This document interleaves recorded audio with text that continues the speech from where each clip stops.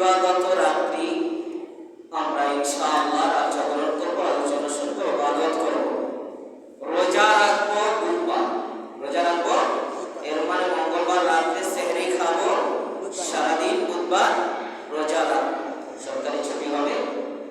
Calendar এবং ইসলাম foundation অনুযায়ী মঙ্গলবার দিবাগত রাত্রি, মঙ্গলবার দিবাগত রাত্রি আমরা রোজা রাখবো। আর ওই রাত্রিতে আমরা কি করব? জাগরণ করব। সবে বরাত, বরাত বিস্তারিত আলোচনা আসবে ইনশাআল্লাহ। আমরা ইবাদত করব। আমাদের অগ্রিম মেসেজ হলো আমরা রোজা রাখবো, এর একটা প্রস্তুতি নেওয়া। প্রশ্ন থাকতে পারে হুজুর রোজা কয়টা? এখানে ইহুদি খ্রিস্টানের সাথে কোনো সাদৃশ্য নাই। সেই অনুযায়ী সুন্নাত মোতাবেক একটি নফল রোজা, একটি নফল, কিন্তু রোজাটি অনেক দামি রোজা, অনেক দামি। কোনো ভাই যদি চায় বেশি রাখবো তাহলে আইয়ামে 20 বলা হয়। রাসূল সাল্লাল্লাহু আলাইহি সাল্লাম 13, 14, 15 রোজাগুলো রাখতেন। সেই হিসাবে আমরা 3টা রাখতে পারি। কয়টা? কথা বলুন, 3টা। আর নফল হিসাবে আমরা কয়টা? শবে বরাতের রোজা কয়টা? 1টা। কোনো ভাই যদি না রাখে গুনাহ হবে না, কিন্তু কি সওয়াব তো পাবে না। কি পাবে না? সওয়াব পাবে না। কোনো ভাই যদি চায় 2টা রাখতে পারে, কোনো ভাই চাইলে 10টা রাখতে পারে। বুঝে আসছে? কিন্তু একটা রোজা ধারাবাহিক সুন্নাত মোতাবেক রাসূল সাল্লাল্লাহু আলাইহি ওয়াসাল্লাম রেখেছেন। ওলামায়ে হযরত উম্মতে মুহাম্মাদিরা ধারাবাহিক শবে বরাতের রোজা রাখে, আমরাও রাখবো। এর ফাজাইল সম্পর্কে ইনশাআল্লাহ আলোচনা হবে। আজকের আলোচ্য বিষয়, যেহেতু আমাদের ধারাবাহিক আলোচনা ছিল নামাজ, নামাজের একটি মাত্র বর্ণনা আমরা শুনেছি। রাসূল সাল্লাল্লাহু আলাইহি ওয়াসাল্লাম মেরাজে যাওয়ার পর আপনি রোজা রাখেন, আপনি হজ করেন, আপনি অন্য ইবাদত করেন, কিন্তু নামাজ পড়েন না। সালাত হলো ইসলামের একটি খুঁটি, ইমাদুদ্দিন, দ্বীনের একটি খুঁটি সালাত। সব কিছু করি, প্রশ্ন আসে নামাজ পড়ি না, তাহলে সব ইবাদতের ফার্স্ট ইবাদতই তো আপনি করেন। হজ করেন, নামাজ পড়েন না। মানুষ বলবে হাজী সাহেব নামাজ পড়ে না, আছে কিনা বলেন? তাহলে এরকম দোষ আছে। নামাজটা বড় ইবাদত, মুসলমানের নিশানা। এই জন্য আমরা নামাজের গুরুত্ব, সাহাবায়ে কেরাম বিপদে পড়েছেন, রাসূল সাল্লাল্লাহু আলাইহি সাল্লামের কাছে সেই সময় তো মোবাইল ছিল না, চিঠির মাধ্যমে বা সাক্ষাতে, ইয়া রাসূলুল্লাহ আমি বিপদে পড়েছি, অমুক রাষ্ট্রে গভর্নর হিসেবে আছি। রাসূল সাল্লাল্লাহু আলাইহি সাল্লাম বলেছেন তুমি নামাজকে আঁকড়ে ধরো। সুবহানাল্লাহ বলেন। সমুদ্র পথে সাহাবায়ে কেরাম যাচ্ছেন, কোন একটি আসবাবপত্র, প্লেন বা অন্য কিছু যুদ্ধের সরঞ্জাম পড়ে গেল। সাহাবায়ে কেরামের মাঝে আমির সাহেব বললেন, যা তোমরা নামাজে দাঁড়াও। তোমরা কি করো? নামাজে দাঁড়াও। আল্লাহ যদি চাহেন সমুদ্রের তলদেশ থেকে আমাদের হালাল সম্পদ উঠায় দিবে। বলেন সুবহানাল্লাহ। যুদ্ধের মধ্যে এক দল সাহাবা নামাজ আদায় করেছেন, আর এক দল যুদ্ধ করতেন। এটা একটা আলাদা হুকুম আছে। আবার ওই দল ওই মুখে দাঁড়িয়ে পাহারা দেওয়ার পর আবার নামাজে দাঁড়িয়ে গেলেন, এই দল আবার নামাজে পাহারা দিবে ওই দিন। এটা স্বাভাবিক, মামা বেশি বুঝবেন। সীমান্ত যুদ্ধ, বিভিন্ন জায়গা, অনেক সময় এই ক্ষেত্র বিশেষ আমলগুলো চলে আসে। তাহলে নামাজের যে গুরুত্ব, নামাজ হলো এমন একটা ইবাদত, আমাদের মাঝে মহা ইবাদত হলো নামাজ। বুঝা আসছে? ফজরের নামাজ পড়বেন, হাজারো ফাজাইল রয়েছে, আমার সুযোগ হয়নি। ফজরের নামাজ পড়লে স্বাভাবিক আপনি দেখবেন যে আপনার মস্তিষ্ক এবং শারীরিকভাবে ভালো লাগে। ঠিক কিনা বলেন? পরীক্ষা করবেন আমার কথা। হুজুর বলেছে, ডক্টর বলেছে সকালবেলা হাঁটতে হবে, ডক্টর বলেছে আপনাকে ডায়াবেটিস ইত্যাদি রোগের জন্য। আল্লাহ বলেছেন ডক্টরের ডক্টর, তুমি সকালবেলা ফজরের নামাজ পড়ো, তোমার ব্যায়াম হবে। বলেন সুবহানাল্লাহ। কিন্তু আমরা দুর্ভাগ্যবশত আল্লাহর এই বিধানকে বলে গিয়ে ডক্টরের কথাটা মেনে নেই। নামাজ না পড়লেও সাল্লা বাজারে যাইতে হবে, আর আসতে হবে। ঠিক কিনা বলে? এটা একটা শাস্তি।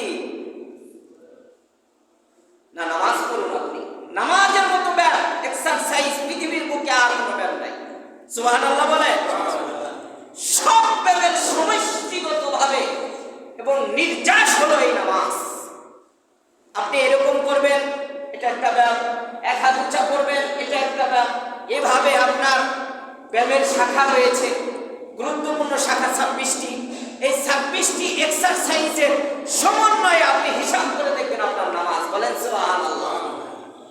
রুকু সিজদা, এদিকে ওদিকে, ডান দিকে বাম দিকে, হাত উঁচা করা, নিচে করা, হাত বাঁধা, আবার দাঁড়িয়ে থাকা, সোজা নজর দেওয়া, ঠিক কিনা বলেন? নামাজ। এজন্য ফজরের নামাজ পড়লে কবরের আযাব থেকে আপনি হেফাজত থাকবেন। বলেন সুবহানাল্লাহ। আসুন জোহরের নামাজ। জোহরের নামাজকে আল্লাহ রাব্বুল আলামিন ইব্রাহিম আলাইহিস সালাতু ওয়াস সালামের সেই শুকরিয়ার নামাজ সংরক্ষণ করে বিশ্বনবীকে উপহার দিয়েছেন। বলেন সুবহানাল্লাহ। লম্বা ইতিহাস কোরবানির সময় ইনশাআল্লাহ আলোচনা আসবে। ইব্রাহিম আলাইহিস সালাতু ওয়াস সালাম যখন তার সন্তানকে জবাই করবেন, চোখটা বেঁধে নিলেন যাতে করে সন্তানকে দেখলে তার মায়া না আসে, ঠিক কিনা বলেন? ঠিক ওই সময় জিবরাইল আলাইহিস সালাতু ওয়াস সালাম দুম্বা নিয়ে এসে উপস্থিত। ইসমাইলকে সরানোর পর সেখানে দিয়ে দিলেন।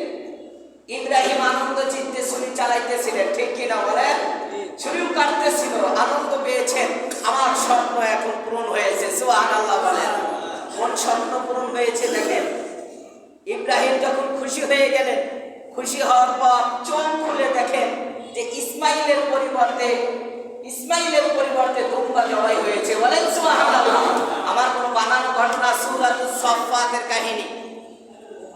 আল্লাহ রাব্বুল আলামিন বলেছেন, আমি সেই ইসমাইলের পরিবর্তে বিশেষ এক প্রাণী, মহাপ্রাণী সেখানে দিয়ে দিলাম। বলেন না সুবহানাল্লাহ।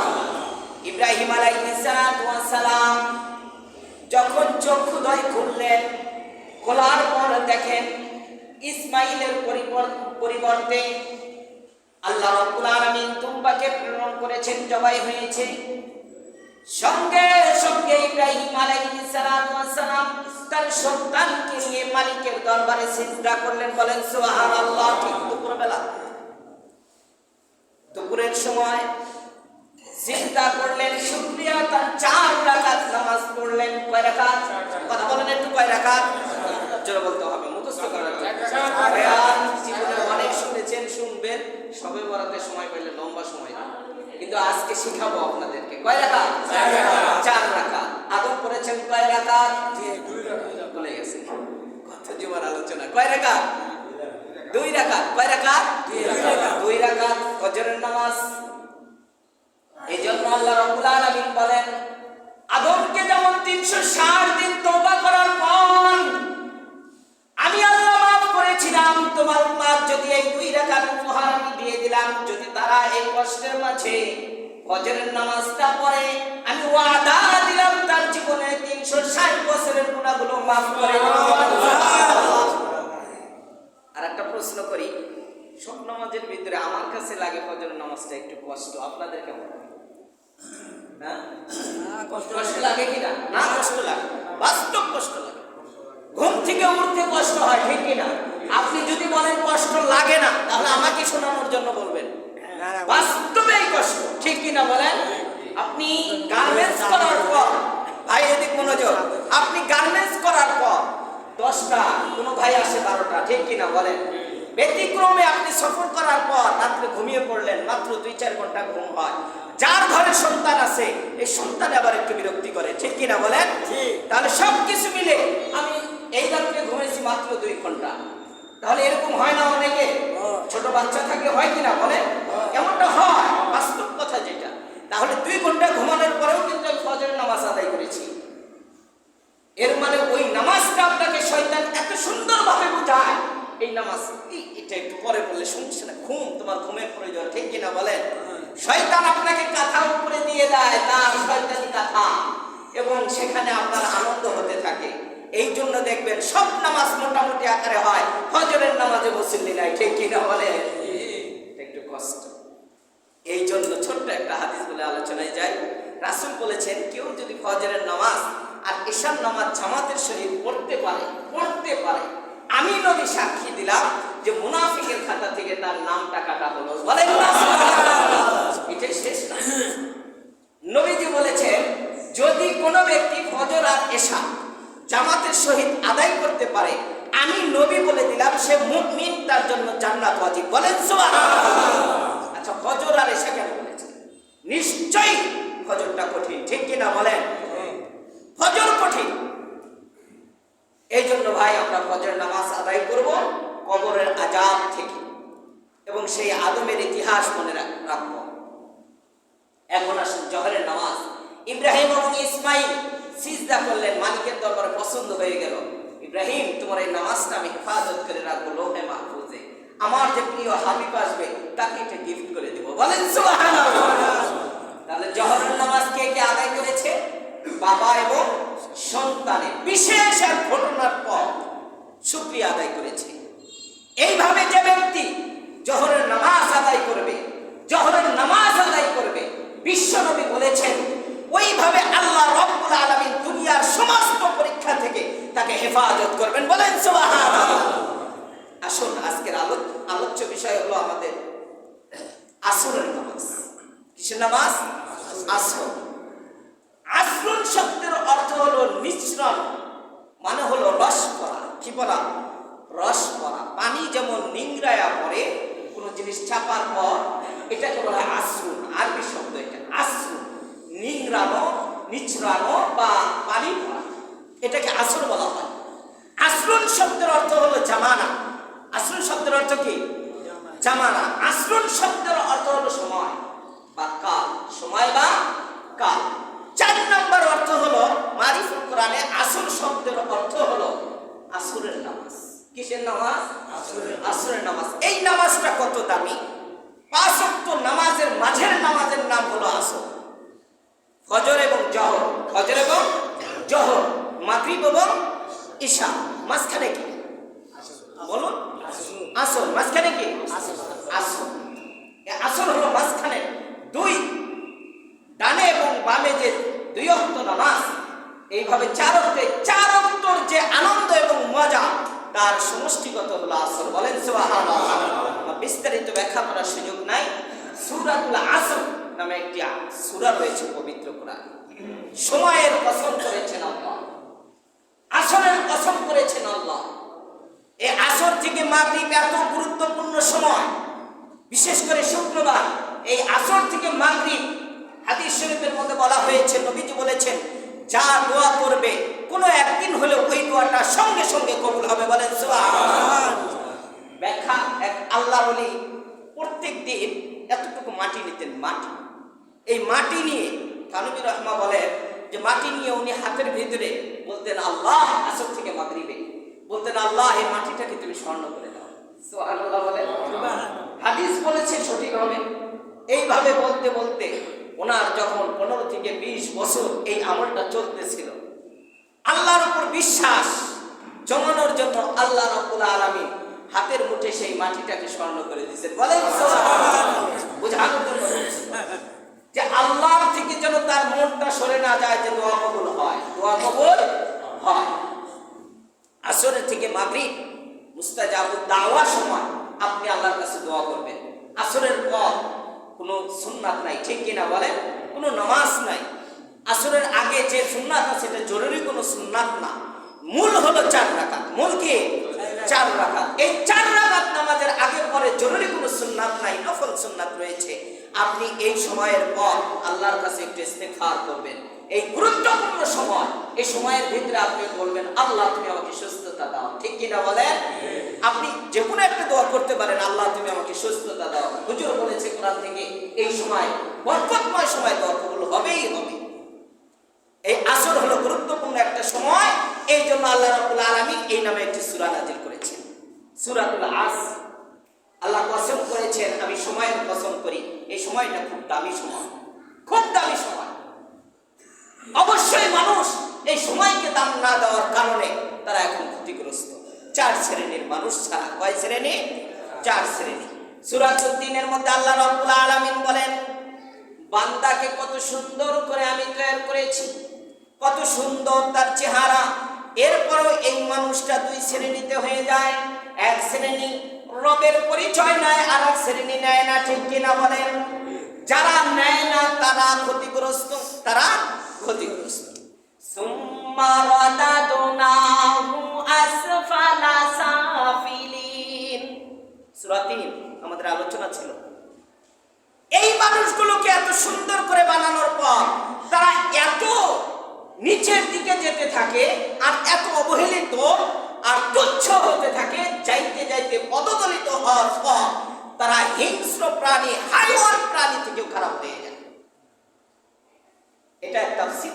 ২ নম্বর তাফসীর হলো তার এত যৌবন জীবন আর এত চেহারা সুরত, এসব কিছু আস্তে আস্তে শেষ হয়ে যাবে, আস্তে আস্তে শেষ হবে। বাস্তব দেখবেন, একটা মেয়েকে ছোটকালে খুব সুন্দর দেখা যাইত, বিবাহ হওয়ার সময় সুন্দর ছিল, কিন্তু এরপরে ওই মহিলা বৃদ্ধা হওয়ার পর তার চেহারা ছুরুত এরকম থাকে না, ঠিক কিনা বলেন? আর আমরাও এরকম যুবকরা, টকবকে যুবক যারা আছি, এক সময় এই চেহারা আর খুঁজে পাওয়া যাবে না। আপনার দাঁত থাকবে না, চুল থাকবে না, চোখের সেই পাতি নিচে চলে আসবে, ঠিক কিনা বলেন? এভাবে প্রত্যেকটা অঙ্গ প্রত্যঙ্গের ভিতরে ধস নেমে আসবে। এই জন্য তুমি কিসের অহংকার করো আর কিসের বড়াই করো, কিসের ভাব তোমার? আসফালা সাফিলিন, এত নিচে চলে যায়। পশু তো আসলে আমরা বুঝি যে নিকৃষ্ট পশু, ভালো পশু যেটাই হোক, পশুকে আমাদের নজরে ছোট মনে করা হয়, কিন্তু উনি তো বুঝে না, তার জ্ঞান নাই, ঠিক কিনা বলেন? তার জ্ঞান নাই। এই জ্ঞান না থাকার কারণে সে মালিকেরও ধ্বংস করে, মালিক ছাড়াও বিবেক নাই। যার বিবেক নাই সে যে ভুল করে, আর যার বিবেক আছে সে যদি ভুল করে, দুই ভুল কি এক সমান হবে? কথা বলেন না, এক সমান হবে না। এরপরে পশু দেখবেন লালিত পালিত করার পর মালিকের ক্ষতি করতে চায় না। ছোট বাচ্চা এবং পাগল, মস্তিষ্ক ভারসাম্যহীন পাগল, এই পাগলের কোনো হিসাব হবে না, কারণ তার বিবেক নাই। তার কি নাই? বিবেক নাই। ছোট মানুষ এমনি একটা করাটাই স্বাভাবিক, আগুনকে স্বর্ণ মনে করে হাত দিতে পারে, ঠিক কিনা বলেন? পাগল তেমনি ভাবে দেশের সরকারকেও গালি দিতে পারে। হুজুর তো পরের কথা, সরকারকে গালি দিতে আসে না, লোকে ঘাটে দেয় কিনা বলেন? কোন পাগলকে সরকার ধরে এর জন্য শাস্তি দিয়েছে কখনো? না। পাগল, তার নামই তো পাগল। দুনিয়াতে যেমন ছাপ, আখিরাতে পার, বলেন না সুবহানাল্লাহ?